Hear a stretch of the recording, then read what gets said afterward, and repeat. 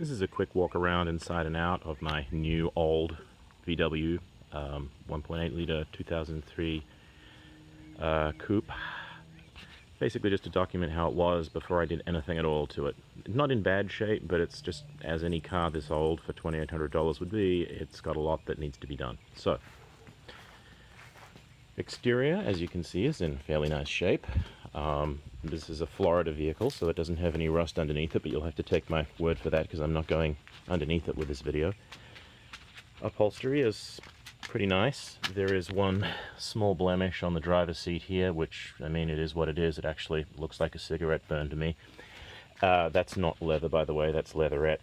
This is a trim level that has color-matched panels in all of the trim panels, so it's a little bit unusual, which makes it hard to source replacement parts. The interior is all kind of sticky, and you can see this surface here. When I got into this car, I thought that it had been heavily oiled with something, but in fact it was somebody using a product, maybe Goo Gone, although it doesn't smell like Goo Gone, to try and get rid of all of this sticky paint. Unfortunately, that sticky paint has also resulted in the volume knob here not working very well in one direction. It does work, but it doesn't work as well in the other direction. You can see the glove compartment is missing its latch there. The latch is actually here, and the latch is also quite broken, which is fine. It's easy enough to get that as a replacement part. This power outlet is also kind of manky. I have found a replacement part for that on Amazon, although the official replacement part is very expensive. There's a third-party replacement part. Okay, back seat. Very nice. Probably nobody ever sat in it. God knows nothing fits back there, so I don't know why anybody would sit in it. This is a second power outlet here. In here, but you see there's a piece of paper that's jamming it shut because of course the mechanism for this is long fried, and so it just pops out. Here, usual trash you would expect to see. Stick shift obviously, that's why I bought it. The other outlet here is in fine shape, so that's all okay. What else is relevant inside? Oh yeah, the other thing is, I'm presuming this happened when they were cleaning it, but one of these, at least one of these, which one is it? This one? This one. Yeah. That linkage there has become completely disconnected from the like shut-off that's supposed to be in there, so that doesn't work right now. And this one has some little fragments of trim in it as well, from when they were cleaning it, I think. They actually did a fairly good job of cleaning it.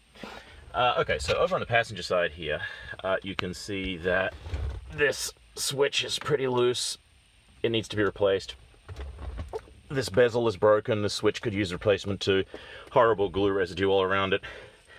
This handle has been glued back on. It's a very common brake item, actually.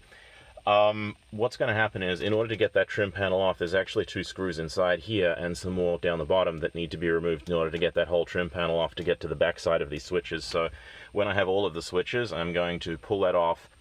I'm going to break this glue, pull that handle off, and when I replace the switches, I will also install third-party metal handles which screw through to the interior of the door rather than just being clipped on.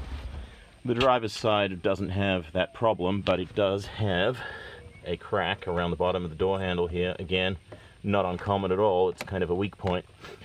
I was thinking of replacing the whole panels because there is a reasonably priced set of them on eBay, but it's a little more money than I've got, so probably I won't do that.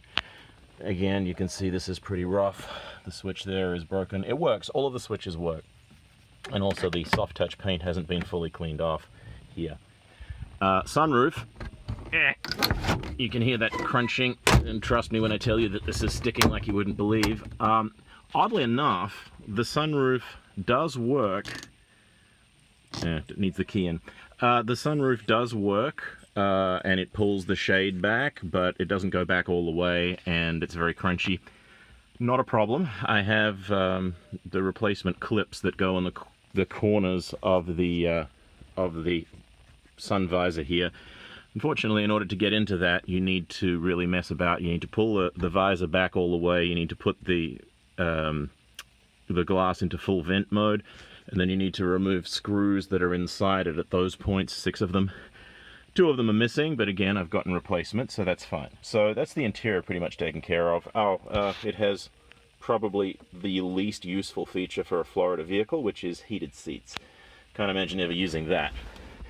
Let's have a super quick look inside the engine compartment. Oh yeah, the other thing about this vehicle is the key fob. The shell of it is a little broken up. That's broken, and it's very worn, but again, what do you expect for a 15-year-old car? Now this is going to be a little tricky to film because I got to pull this. So the very first thing is that lifter there is screwed. It won't hold anything up. $16 replacement part, no big deal at all. Oil dipstick is also broken. It broke while I was looking at it in the lot, in fact. Again, no big deal, because actually I have already ordered the replacement. It was like $10. Let's take a look at the oil. Oil is a little on the nasty side. Definitely could use a replacement. And finally, this is broken. That's the windshield washer filler. That was surprisingly a very cheap replacement part. I think it was like $3. That is also already in the house, so I can swap that out as soon as I get the mind to. I'm looking down and looking at the oil filter there. I wish they hadn't put the oil filter in such an inaccessible location, but I'm thinking that the previous owner may have actually lost the shield off the bottom of this, so maybe I'll be able to get to it easier. Let's have a look at power steering.